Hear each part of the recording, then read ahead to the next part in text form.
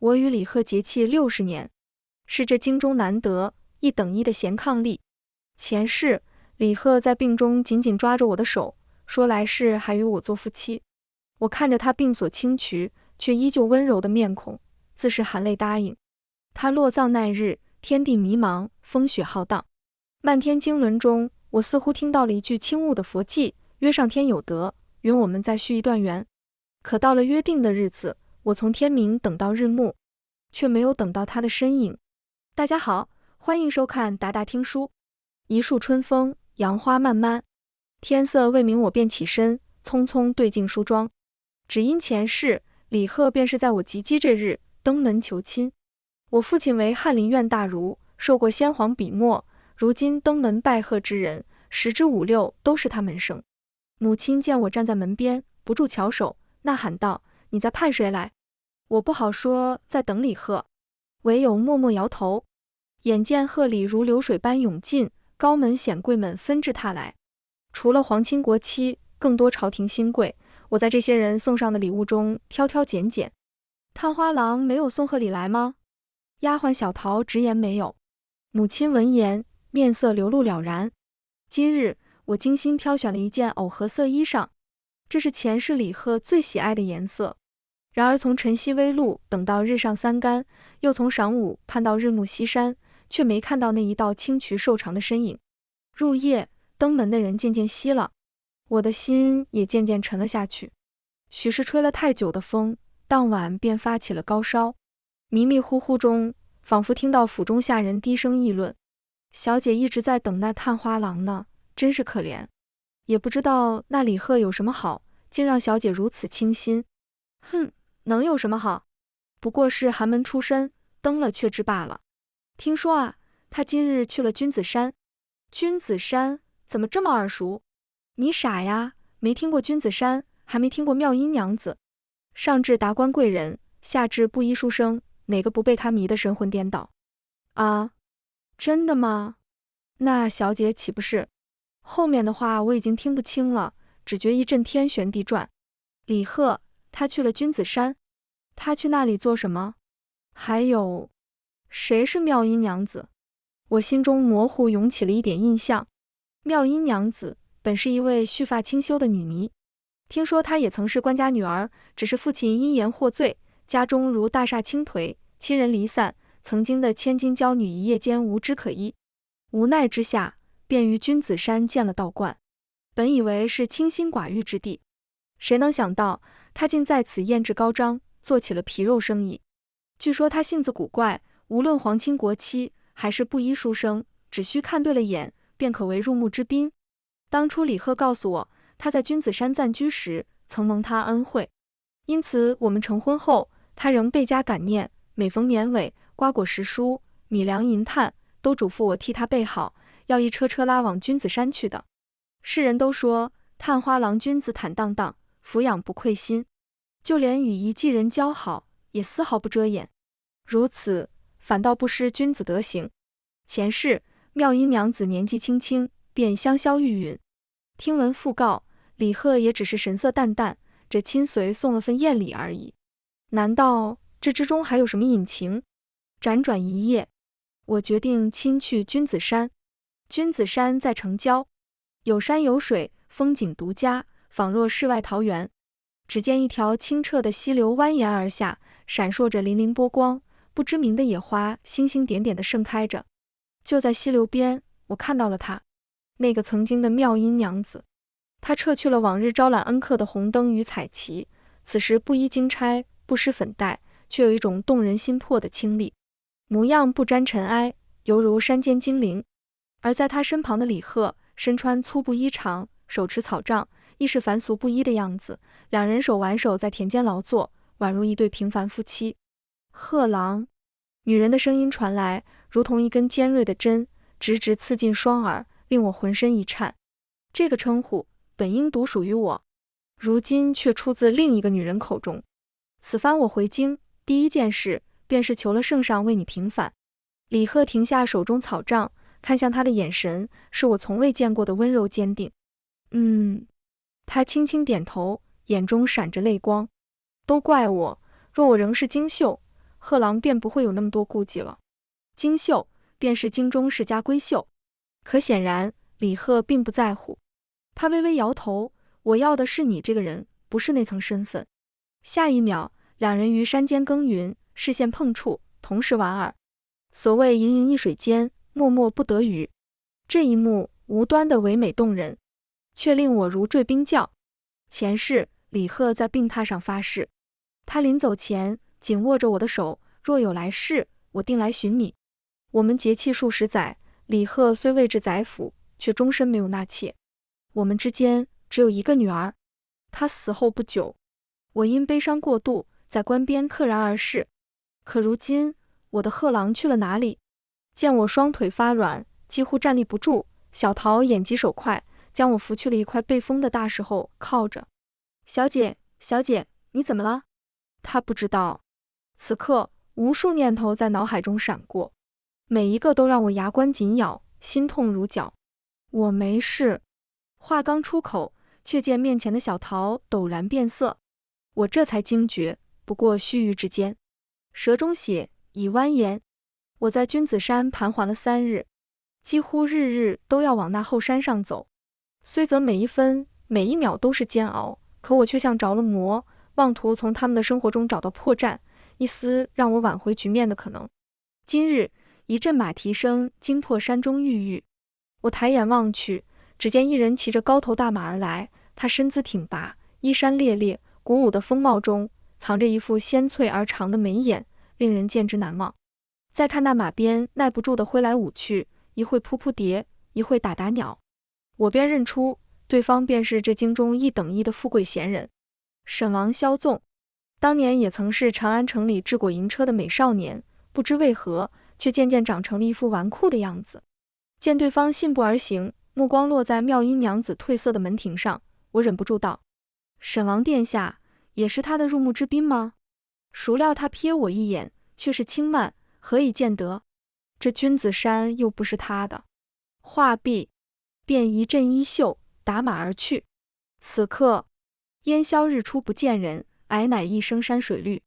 我转身看向那溪边采水玩闹嬉戏的两人，身在倒影之中，犹如一对璧人。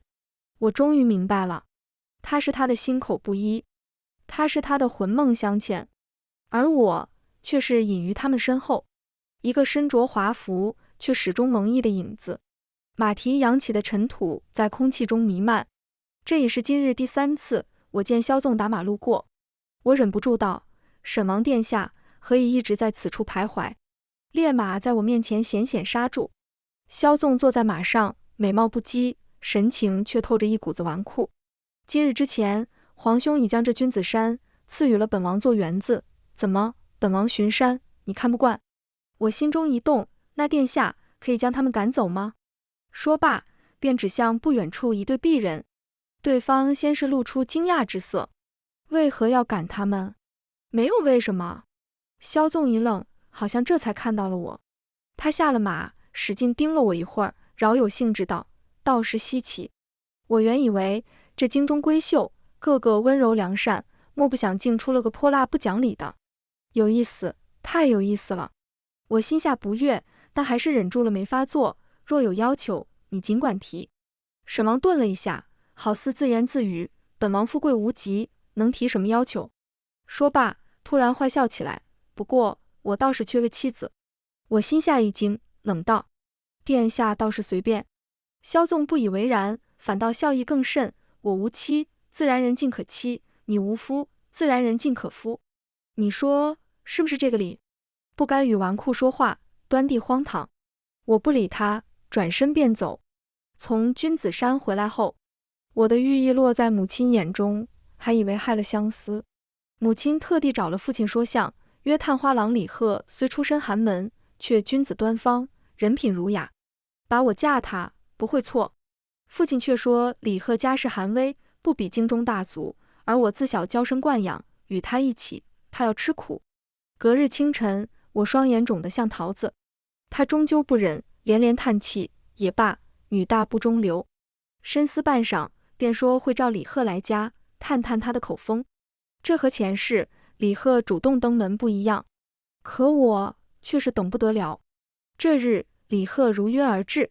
他踏入府门，仿若一束光照进庭院，就如前世般，依旧身姿挺拔，面容洁净，一袭月白长袍，干净素雅。父亲将他迎入厅中，与他相谈甚欢，从诗词歌赋到经史子集，又从朝堂局势谈到民生百态。李贺的回答总是恰到好处，而我在碧沙龙后听着，目光始终追随着他，心中思绪万千。多么希望眼前还是那个与我情深意笃的夫君，可他举止那一丝若有若无的陌生感，却让我隐隐醒悟，恍然此事已他生。话过半旬，李贺便起身告别，父亲还待探他口风，见他离去，反倒不好提了。见状，我快走一步，来到垂花门外，李贺迎面撞了我，微微欠身，问顾娘子安。我冷冷道：你见过我？未曾。那你怎知我是顾家娘子？男人勾起一抹恰到好处的微笑，顾家娘子年纪尚小，却气质端庄，光耀左右，普通娘子如何能比？闻言，我默了一下。是吗？他看起来似乎是真不认识我。于是我又问起了另一桩事体：李郎君，今年京中放榜，到处人满为患，不知你在京城下榻何处？我语气轻松，目光却紧盯着他，不放过一丝表情。李贺微微一愣，随即轻声回答：我住城西的悦来客栈。声音依旧温润动听，没有丝毫异样。我心中冷笑，却露出恍然神情，原来在悦来客栈。小女近日听闻一件趣事，说是放榜那日，有一书生因太过激动，以致当场昏倒，后来便被人抬进了悦来客栈呢。我一边说，一边不动声色地观察着他，不知您可有听过此事？李贺闻言微微一怔，很快又微笑道：确有此事，我听书童说，当时场面混乱，他也跟着瞧了许久的热闹。我仔细地盯着他唇角的笑纹，和漾起细浪的袖袍，最终只是微微垂眸，藏住眼中复杂情绪。父亲，送客吧。李贺闻言连忙告辞。看着他离去的背影，我的心如同被一只无形的手紧紧揪住。这之后，我扶着小桃慢慢走回了自己的小院，和母亲说我不要嫁李贺了。她不解：娘子，这是为何？因为他撒谎了。前世我们相遇的契机，便是我扮作小厮前去看榜。彼时的李贺正被众豪门绑下捉婿，五花大绑，有苦难言。幸而我和小桃出手施救，这才得以脱身。当事时，我告诉他我是顾家小公子，他却紧盯着我耳垂上的环痕。3日后，我及笄那日，李贺便带着全部家私登门求亲。今生若有不同，也就是我不能确定对方是否还拥有前世的记忆，但无论是不是重生，他都撒了谎。因为这个故事本就是我临时编造，用来试探他的。寒去暑往，春去冬来，我日日将自己紧闭于屋中，整个人浑浑噩噩，仿佛生了一场大病。可惜身为京秀，终究不能这样躲下去，毕竟生辰过后，我便16岁了。今春来得早，杨柳绿了堤岸时，一张张赏花间雪花般递进了顾府。母亲接下了许多赏花会的邀约，明里暗里要为我相看。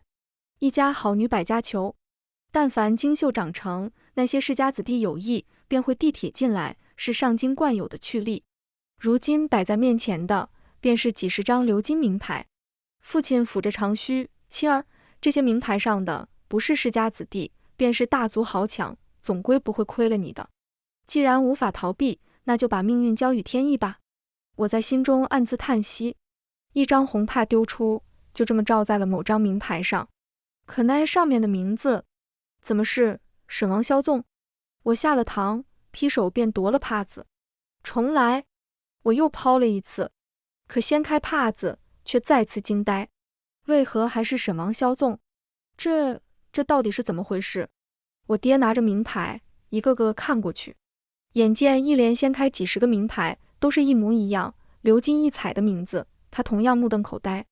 这纯金名牌，一个便耗资不菲，谁能想到他一连做了上百个送来，果真是我的爱婿，财大气粗。说着，对上我的眼神，又重重哼道：这简直是岂有此理，岂有此理！我丢名牌的消息不胫而走，不到1个月便传得满城风雨。父亲为此大发雷霆，归咎于母亲管家不严，发卖了几个丫鬟，又将我送去佛寺暂居。就在那里，我再一次遇到了沈王萧纵。佛寺内幽密安宁，香烟缭绕。我于佛像前缓缓跪地，双手合十，闭目祝祷，心中祈愿，或为往昔情伤释怀，或为来日命运解惑，唯愿佛祖赐我明示。久跪之下，双腿酸麻，待起身时，方觉身后立着一人。回首一望，竟是萧纵。只见他身姿挺拔，墨发高束，身影在光影交错间更显缥缈不定。你既选了我的名牌，为何又不信天意？我心中一惊，未料他会悄然而至，一时间便将心思全盘托出。天意不如我意，为何要听？萧纵一愣，却是莞尔。见他并不生气，我有些意外。萧纵，你真要与我一起？为何不真？可我天生善妒，不允夫君纳妾，生性要强，不允被人贬舌，又好自由，不爱为人圈诱。我一字一顿道，这些我的夫君都要做到。萧纵，你这要求颇多。我轻蔑道，我是要求我的夫君，不是要求你。萧纵闻言，再次哈哈大笑，可惜还没笑完，便被我眼疾手快拖进了烟火帐中。身后有人踏进了佛寺，定睛一看，竟是李贺和妙音娘子。帐内弥漫着淡淡的焚香气息，气氛却因这突如其来的局促而显得有些微妙。我和萧纵挨得很近，能感觉到他温热的气息拂过我的发丝。见我透过帐子缝隙紧张地盯着外面，萧纵饶有兴致地问道：“你的心上人便是李贺吧？”关清底事。我冷哼一声。再看李贺，一入佛寺便紧紧牵住妙音娘子的手，目光温柔地看着她，轻轻莫怕，有我在。妙音娘子则满是信赖与深情，回应道：“君在身侧，妾心无惧。”我听着他们甜言蜜语，只觉心头火起，咬牙切齿道：“真恶心。”我也觉得。萧纵摸着下巴，要不咱给他们一点颜色看看？然而还没想好怎么使坏，一群僧侣匆匆赶来。为首的大和尚面色冷峻，大声呵斥道：“此女乃是娼妓，佛门净地，岂容玷污？速速离去，莫再踏足此处。”这话一出，妙音娘子顿时面色惨白。再看她身旁的李贺，虽则一袭青衫，风度翩翩，对此疾言厉色，也同样面红过耳，站立难安。我在帐中看到李贺如此狼狈，心中报复的快感油然而生，又伴随着些许不忍。大抵每个少女都曾想着要拯救英雄，这也不由得让我想起前世他被豪门大族捆缚于马石，清俊面容无可奈何的样子。此刻无论他们如何辩解，僧侣们都是面色冷峻，为首的高僧更是目光如炬。女施主，老衲听闻你号称仙子，蓄发修行，实则高挂红灯，暗自行淫，如我佛门倾听。此事是真耶？是假耶？闻言，妙音如遭雷击，顿时泪落如线。我本以为李贺满腹经纶，自会为他辩论，但没想到对方只是动了动唇，却并未发声。眼看一个弱女子被一群和尚逼得连连后退，我在帐后清了清嗓子，何苦逼人太甚？如果放下屠刀便能立地成佛，那昌门女子庇护便不算从良了吗？高僧闻言欲言又止，似乎被我的话触动，却不肯轻轻放过。女施主虽言之有理，但佛门清净，为娼之错，难道还能比杀人更过？我扬声，还是说你们欺负她是个女人？对方闻言退后一步，双手合十，阿弥陀佛。僧人们鱼贯离去。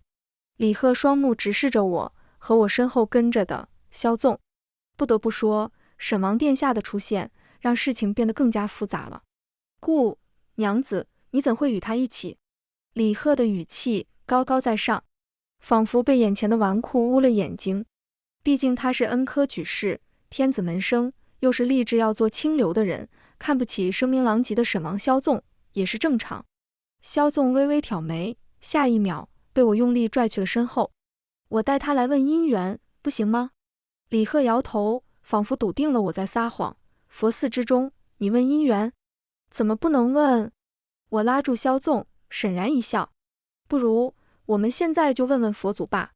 当着众人的面，我转身面对佛龛，佛祖，我欲嫁与萧纵为妻，您觉得如何？许久，大殿内静可闻真。你们瞧，我指着高处阴雅的佛像。佛祖不说话，便是默认了。众人，妙音娘子不知我是谁，她眼瞳清亮，对我不住打量。这位小娘子为人倒是有趣。李贺却是走近一步，语重心长，顾娘子，萧纵为人，京城里可是尽人皆知，顾家也算名门望族，以你教养，应能明辨是非，莫因一时意气，误了自己终身大事。莫非他以为我是为了气他？闻言，我简直气笑了。对方又道：须知人生大事，终非儿戏。顾娘子，我不过是念着相识一场，不想见你行差踏错。我终于忍不住打断了他：李郎君，我已经错了一次，总不会那么倒霉，再错第二次吧？李贺闻言，脸色微变，他嘴唇轻抿，似是想要说些什么，却被萧纵堵了回去。李郎君，你还是多操心自己吧。你于君子山侠妓而游，若被有心人捅到御前，这探花郎的清名便保不住喽。李贺的脸色瞬间变得煞白，什么侠妓？你莫要血口喷人。眼见探花郎面红过耳，就要动手，幸而被妙音娘子轻声细语的劝走了。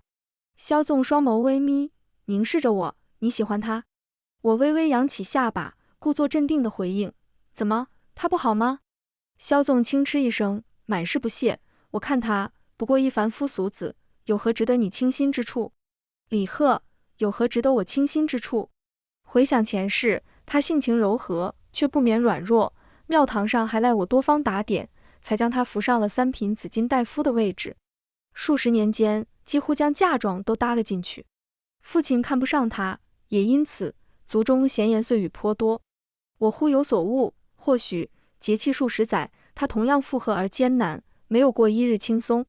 沉默半晌，我低声道：或许我只是觉得嫁于他会幸福吧。萧纵嘴角勾起一抹玩味的笑：或许你有嫁给谁都会幸福的能力呢。闻言，我心中泛起一丝涟漪，喃喃道：是吗？这是前世今生第一次有人这么说。见我沉吟不决，萧纵忽地压低声音：今日你拿本王做法子气他，本王忍了，但你既已对佛祖允下了婚事，若想戏耍于我，却是不能了。话毕，那张俊美的面孔难得陈肃：3日之内，本王会向顾府提亲，你且等着吧。隔日，萧纵果然遣来了兵人，不光媒婆说和，母亲也跟着说相：顾亲，你下面还有弟妹，若一直待字闺中，他们也不好谈婚论嫁，你总不能做一辈子的老姑娘吧？我沉默地忍受着这一场里应外合的盛大的驱逐，哪怕我身为金秀，出身高贵，在家族与世俗的压力面前，也毫无自由可言。前世我逃去了李贺那里，今生又要逃去萧纵那里。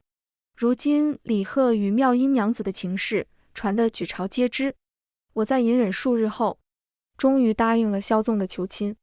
我将成为沈王妃的消息迅速传遍上京，顾府之内更是一片忙碌景象。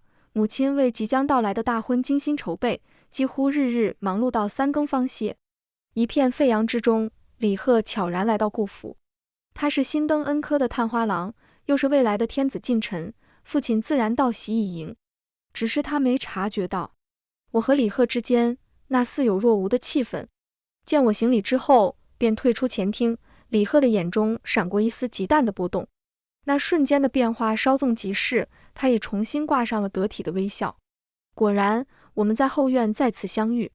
李贺身影瘦削，面容几分憔悴，眼中却闪烁着一种难以言喻的光芒，似是不甘，又似是期待。见到我，他微微顿了顿脚步，良久，方缓缓开口：你当真要嫁于萧纵？怎么，不行吗？我抬头直视着他的眼睛，对方移开了眼神：我不是这个意思。我淡淡地看着他：那你是什么意思？还是说是希望我嫁于你？这话太过尖锐，已然将两人最后的遮拦彻底刺破。李贺神情凝重，或许你可以再给我一些时间。他眼神笃定，仿佛认定了我会一如往昔听从他的安排。若是佛殿之前，我还会考虑一二，如今却感觉心中某处彻底崩塌了。不，我摇摇头，退后一步，拉开了和他的距离。你松开了我的手，便不再是我的英雄。大婚之日，恰逢暴雨，整个上京都被笼罩在一片混沌之中。李斌赶来顾府，说萧纵的迎亲车队陷落城郊，数十匹马掉入泥沼，恐怕今日难以成婚。上京对此多有传言，曰沈王命格太硬，冲煞克亲，哪怕红鸾星动，也会拖累岳家。这便是天意。我在顾府听闻消息，心急如焚。萧纵是皇帝胞弟，地位尴尬，名声本就难听。我不想他因为要迎娶我，又背上一重负累，果断穿上了那华丽而又沉重的喜服，背上一架马车，带着几个家将，便向着城郊疾驰而去。什么天意？不如我心意，那都是狗屁。此际道路湿滑难行，马车剧烈摇晃，仿佛随时会覆灭于风雨。就我们艰难前行之时，家将却忽然勒停了马匹，透过翻飞的车帘，能隐约看到路边立着一个身影。车夫连声大叫：“娘子，有人拦车！”谁？随着马车逐渐靠近，我才看清，那人竟是李贺。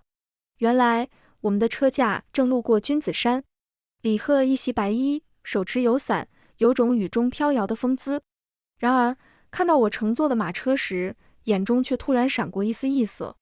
我眼睁睁见他弃了油伞，不顾一切地冲向马车，在泥泞的道路上踉跄前行，雨水在他脚下飞溅。他来到马车前，大声喊道：“顾亲，你可是来寻我的？”顾亲，声音在风雨呼啸中支离破碎。隔着车窗，我扬声吩咐车夫不用停车，继续赶路。车马疾驰而过，溅起一片泥浆。李贺脸色瞬间变得煞白，透过车窗缝隙往外看，那一道瘦长身影渐渐模糊在风雨中。我没有再回头，而是继续寻找萧纵。沈王府邸就在君子山不远，我带着车队在郊外寻觅萧纵的迎亲队伍。数个时辰后，终于在一处坍塌的山坡下找到了零零散散的萧家人。原来他们行至此处，恰逢暴雨冲塌坡道，萧纵虽极力控制，但仍连人带马摔了下去。众人艰难施救，却因暴雨进展缓慢。幸而我还带了几个力士，众人齐心协力，将昏迷不醒的萧纵拉了上来。不多时，雨水渐停，萧纵缓缓睁眼，看到是我，还疑心是幻觉。顾亲，你怎么会在这里？我用力握了握他的手，他这才明白我真的来了。见我冠冕凌乱，一身红衣都被泥巴涂成了酱黑色，忍不住闭了闭眼。再看我时，神色已然不同，及时将过，是我害你成了笑话。我摇头，无妨，还有3个时辰呢。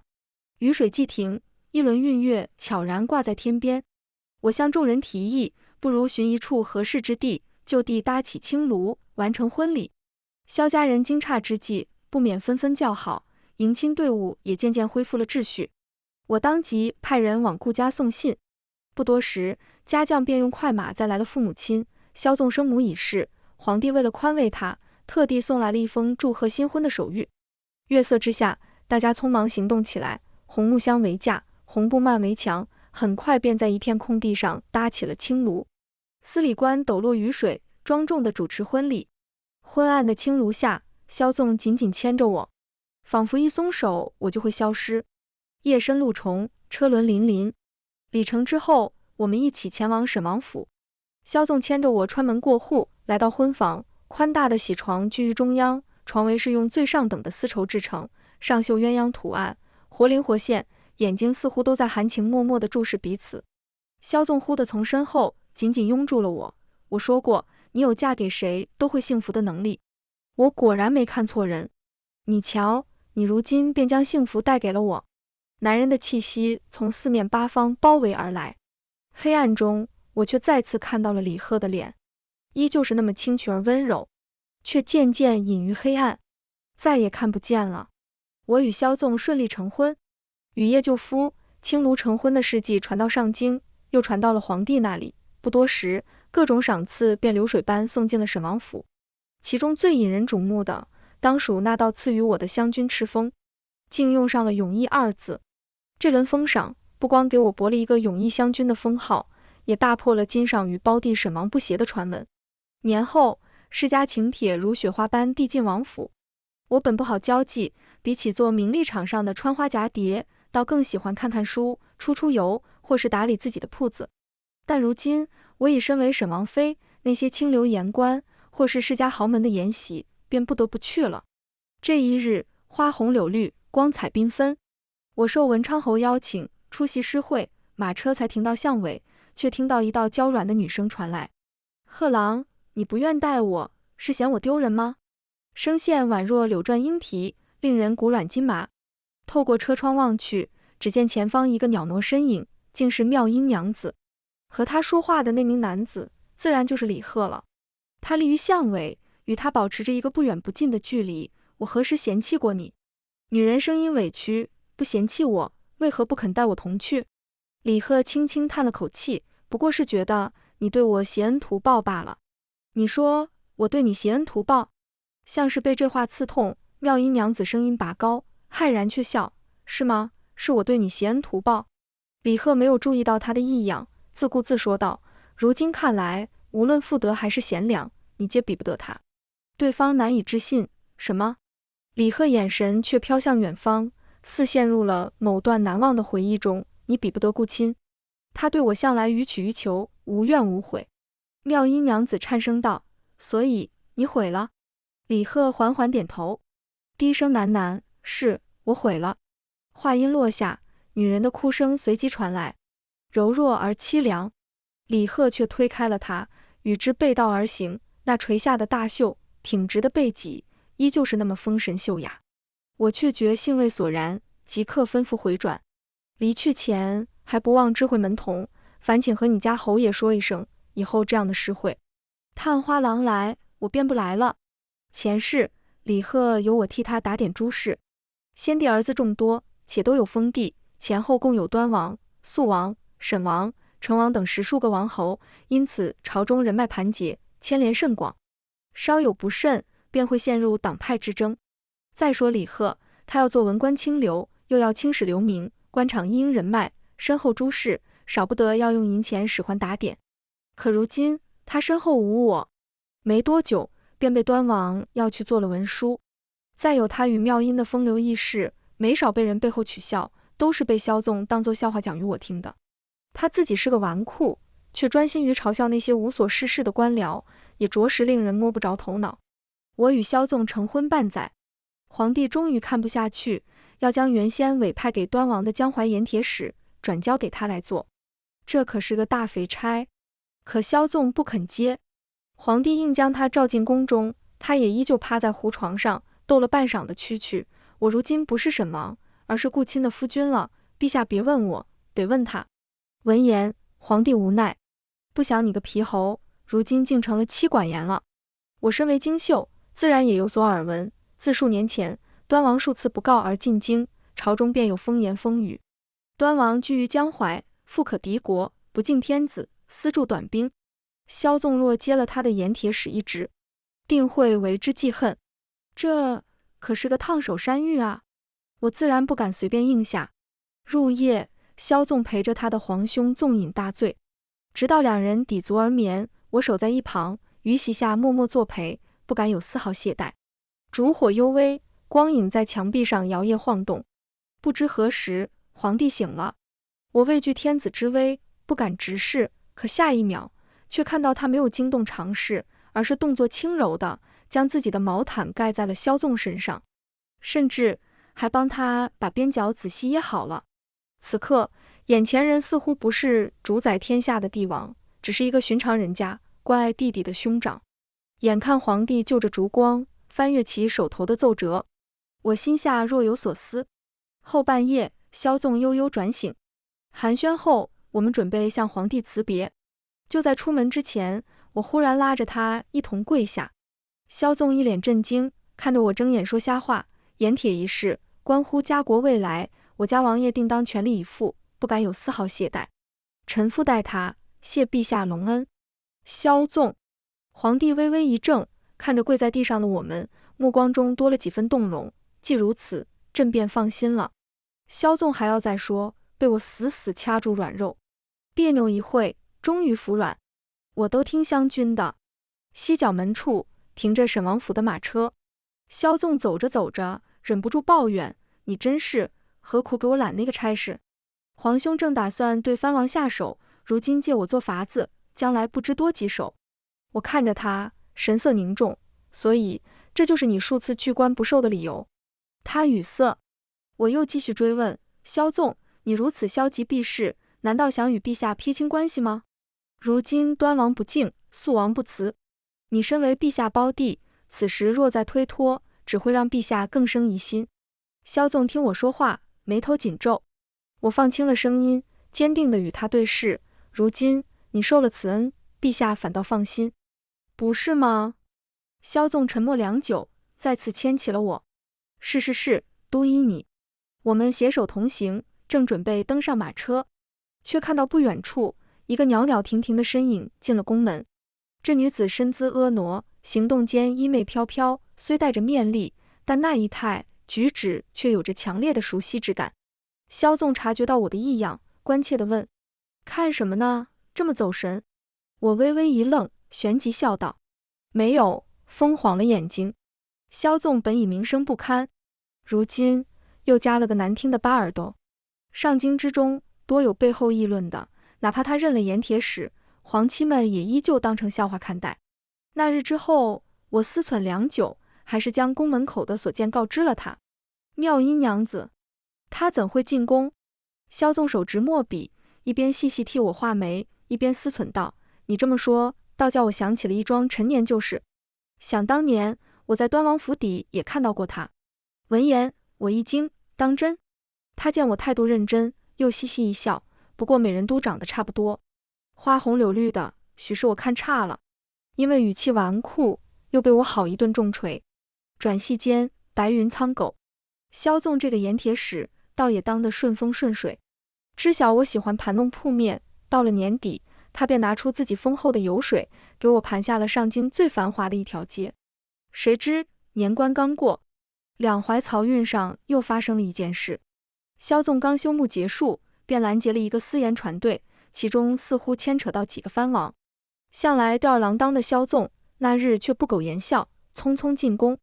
3日后，皇帝决定南巡，点了萧纵半价。我在王府听闻此事，心中隐隐不安。本国历朝历代都有下江南的惯例，但我总觉得这几件事太过巧合，似有几分关联。可惜我居于深宅，能获取的信息实在有限。焦灼的等待中，日子一天天过去，最终等来的却不是萧纵。那日，他的亲随们冲进王府，神色紧张：“王妃，不好了！端王领着私兵和肃王里应外合，打进上京来了！”听闻噩耗，王府上下顿时乱作一团。我当机立断，立即紧闭府门。听说京畿上有几万护卫军，尚可抵挡1-2，但皇帝正带着萧纵南巡，皇城空虚，谁也不知道藩王们会不会就此攻入京门，改朝换代。就在我指挥众人搬运石块、木材等堆砌防御时，萧纵的亲随却将我领到假山附近，只给我一处隐蔽的地道。“夫人，这是殿下大婚前便挖好的。”我闻言顿时惊异，他早知会有今日。对方叹了口气：“殿下焉能未卜先知？不过是千日防贼罢了。”没想到萧纵这一纨绔，竟也有如此思量。不到1个时辰，府内的老弱妇孺尽数转移。彼时我已做好了离开的准备，李贺却找上了门。他在高墙之外大呼小叫，说自己得了端王青眼，不日便是1人之下，万人之上。嘉江探查过后，随即回禀：“夫人，李郎君是1人来访。”我站在院内，听着李贺激动的叫嚷，心中却掀不起一丝波澜。曾经对他的感情，早已在无数次失望中消磨殆尽，剩下的只有透彻的失望。隔着高墙，我语气冷淡：“李贺，莫要这般故作姿态，你我之间早已没有任何瓜葛了。”李贺闻言顿了顿，声音却绵里藏针，顾亲，你定也听到了那句佛偈，上天垂怜，愿我们再续一段缘。如此美意，你我怎可辜负？这话没头没脑，也唯有我能听得懂。李贺见我不接茬，又扬声道：端王雄才大略，必成大业。你若此时出来，待端王入主京城，你我便可共享富贵荣华，岂不比你在这危如累卵的王府中苦苦支撑要好得多？说着微微叹息，似是极为惋惜。顾亲，你何苦如此固执？萧纵此刻自身难保，又遑论保护你。听他攀扯萧纵，我终于开口，却是提起另一桩事体。李贺，你当年是看到我耳上的环痕和呼奴唤婢的威风，才上门求亲的吧？墙外静了静，许久，传来一道声音：你这话是何意？实际上，自他另寻别枝。我回看前生，竟渐渐领悟出了别样滋味。或许就和萧纵的名牌一样，我以为的天意，也不过是人为。此刻竟再次感受到了前世那种难以言喻的倦怠感。李贺，其实嫁给你很累的，只是我习惯了为你付出，竟认为这种辛苦也是一种幸福。可是李贺，你不过是个彻头彻尾的伪君子，又何德何能，值得我为你继续牺牲呢？闻言，李贺渐渐阴沉。顾亲，你以为你就很好吗？别忘了，你只生了一个女儿，我若不另寻一个，难不成要和前世一般，生生断了我李家香火？闻言，我顿觉荒唐，这就是你选择妙音的理由？墙外传来完全陌生的声音：是啊。他貌美体贴，吴侬软语，柔情似水，且对我言听计从。而你虽身为精秀，却相貌平庸，性格乖戾，节气数十载，多需要我哄着你，让着你。如今我再给你一次机会，你若肯乖乖听话，回到我身边，我尚可在端王面前美言几句，留你一条活路。我听他满口荒唐，这才恍然惊觉，这才是真正的李贺。我曾以为的深情厚谊，不过是他伪装的表象，如今虚伪的面具被撕下，露出的才是他真真正正、自私自利、薄情寡义的灵魂。说什么？再给我一次机会，再给我一次为他牺牲的机会。我摇摇头，朝家将道：关门，放狗。李贺被王府放出的恶犬撕咬，我已经进了萧家的地道，还能听到他在外面汹汹的惨号，只管闭耳不听，把一切抛之脑后。不知行了多久，前方渐趋开阔，眼前出现一线明亮的出口。刚出地道，便瞧见一个熟悉身影，身姿英挺，墨发高束，正焦急地等待着。恍然回看，这里竟是皇城。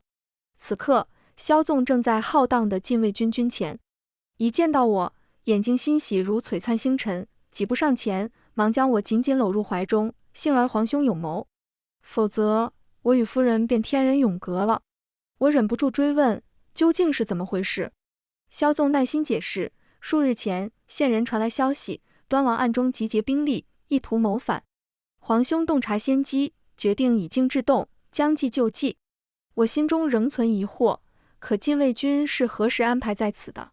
萧纵指了指周围，早在数月前，皇兄便已秘密调度军队潜伏皇城，只等端王自投罗网。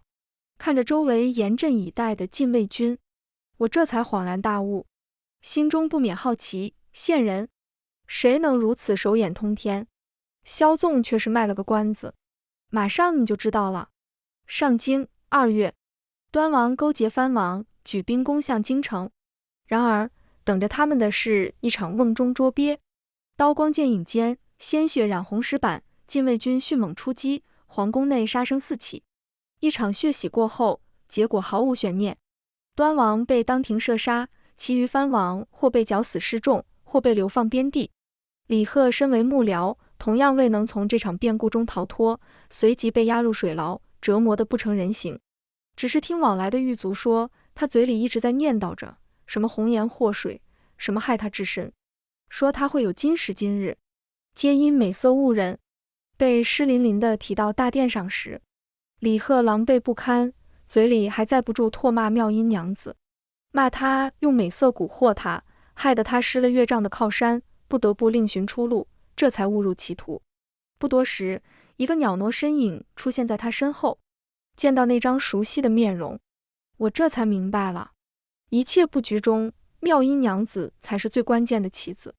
她出身宦官之后，却被皇帝特赦，令她潜藏市井，探听藩王消息。这数年间，她凭借聪慧机敏，周旋于各方势力，结交三教九流，悄然编织起一张情报大网，获取诸多机密。此刻，一切终于真相大白。她站在大殿之上，虽身姿柔弱，却肩脊笔直。皇帝以国事之礼为妙音娘子赐座，此前朕命妙音以戴罪之身潜藏于市井，秘密于藩王之间探听消息，因此朕授予他瑞惠将军的称号，以彰其功。随后堆积如山的银锭被抬上大殿，这些都是给他一个人的封赏。李贺见状，随即狂喜，连声高呼：娘子，救我！只要你向陛下求情，陛下定会念你功劳，饶我不死。妙音娘子却仿若未闻，可这么多赏赐，我一个人用不了。皇帝摆摆手，朕赏你，是你该得，至于如何处置，是你自己的事。他点头，惨淡一笑，谢陛下隆恩。不远处，李贺还在私教，只是他如今形貌憔悴，破衣烂衫，早已没有当初探花郎的风采了。妙音娘子注视他良久，目光中闪过一丝复杂的神色。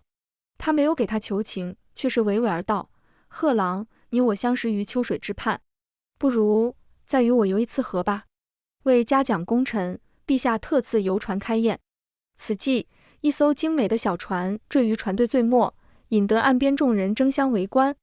毕竟那船上，一个是艳名远播的倾国美人，一个是风流倜傥的探花才子。萧纵竟好像是故意的，非拉着我坐近了，与小船只在咫尺之间，别提多尴尬了。那两人的说话声不远不近的飘来，却是妙音娘子在喃喃自语：我原本还以为你会不一样的。李贺微微蠕动嘴唇，似乎还想要说些什么来挽回，终究是无言以对，任他娓娓说了下去。我一直以为你是君子，贫而不移其志，富而不改其心，于是便将你当成了我的天，我的地。可原来天下男子皆薄幸。李贺被这话刺得跳起来，疯狂大叫：至少这一世我没有骗你，这一世我真的来找你了。小船悠悠逐波而去，妙音娘子望着前船的我，轻声喃喃：可你骗了他，又何尝不是骗了我？我知道她便是你前世的妻，你前世顺风顺水，风风光光，一世都甘愿守着她。上京的娘子们都说她是一生幸福的好命，所以这辈子我也想试试，想从她手里把你抢过来。说到这里，女人悠悠叹了口气。可我现在才明白，真正的幸福是抢不走的。你瞧她，这辈子依旧是好命，原来不是你好，而是她好。她情真意切地说了许多，除去李贺，竟好像是说给我听的。可惜我早已是局外人。妙音娘子见我并无反应，惨淡一笑，纤纤玉手在眼前的银山上拂过，这些都是陛下赐我的金银。可我活着无趣，要知又有何用？都是牵累，牵累。说罢捡起一枚，便随意地抛入河中。见那白花花的银锭被抛去河里，李贺坐于船头，简直目眦欲裂。不，别扔，别扔。妙音娘子恍若未闻，额尔起唇，兀自吟额一首哀婉的曲赋：皑如山上雪，皎若云间月。闻君有两意，故来相决绝。其音袅袅，如泣如诉，其情真挚，字字泣谢。伴随吟诗之声，万两白银须臾便散尽了。随后他竟看也不看周遭众人，闭目翻身入水。水面上也不过泛起几朵水花而已。李贺则面如死灰，跌坐船尾。从头到尾，他都没有给他求一句情。此事又传到御船，皇帝淡淡点了点头：杀了吧。上京3月，探花郎李贺被绞杀于游船之上。年后，我和萧纵有了一个女儿，女儿长到10岁上，竟和我前世的孩子生得一模一样。从此以后，我便没有再怀孕。我和她说，若她还想要儿子，两人便就此和离，她依旧做她的皇亲贵胄，我依旧做我的深闺精秀。但萧纵不愿意，说自己又不是皇帝，要儿子做神，一开口还是那股子纨绔味道。但我却信了，他却是真心。毕竟宫变之后，他便一日日念叨着要带着我早日辞官之事，日日游山玩水才是正经。他果真没食言，没过几年便推说身体抱恙，带着我和孩子下了江南。那一夜，我梦到了前世的萧纵，梦到他奉命调查江淮漕运，提前扑杀了端王等人的阴谋，但自己也因此落下隐疾，年纪轻轻便英年早逝。醒来的我怅然若失，连忙披衣下床，急急寻去，却见他带着女儿，两人正肩并肩，头并头地趴在胡床上，大呼小叫地斗蛐蛐儿。两个蛐蛐是两人的最爱，一名狗蛋，一名翠花。眼见翠花和狗蛋打得难舍难分，我也不禁信了，梦就只是梦而已。萧纵怎会有梦中那种天赋英才的勇猛？毕竟他在我这里就是个嘻哈了一辈子的纨绔而已。恍然岁月如梭，不知何时，两人的鬓边有了华发。某一日，我们前往君子山避暑，萧纵提来一壶清茶，忽然说起了一桩事体。其实那日皇兄为我盖毯，我都知道的。我一时无言。他又道，但天界无兄弟，即便有一时的兄弟，也没有一世的兄弟。好在经此一役，我才有理由向皇兄告老，就此远离庙堂。我哑然半晌，其实我也有话对你说。当年不过是无路可走，我才不得不嫁给你，或者与其说是嫁，不如说是逃。萧纵摇摇头，不，妻儿，不是你逃向了我，而是我逃向了你。此时夕阳渐渐西沉，天边被染成了一片绚丽夺目的火海，如血的残阳将君子山的轮廓勾勒得无比清晰。萧纵微微抬头，目光深邃而悠远，似是穿越时光，回到往昔。那时的宫廷表面繁华，实则暗潮汹涌。我虽身为皇子，却每日如履薄冰。与你成婚，并非权宜之计，而是我内心对安宁与幸福的渴望。所以顾亲，我不悔。那么你呢？说话间，萧纵拉着我的手走向山顶，目光颇为热切，等着我的回应。可我望了望下自城西的山道，并未急着回答，只是点头，且向前行。此刻泉水潺潺，山涧清凉，明日想必又是好时光。全文完，达达听书感谢您的观看，每天上新精彩小说，喜欢就订阅吧。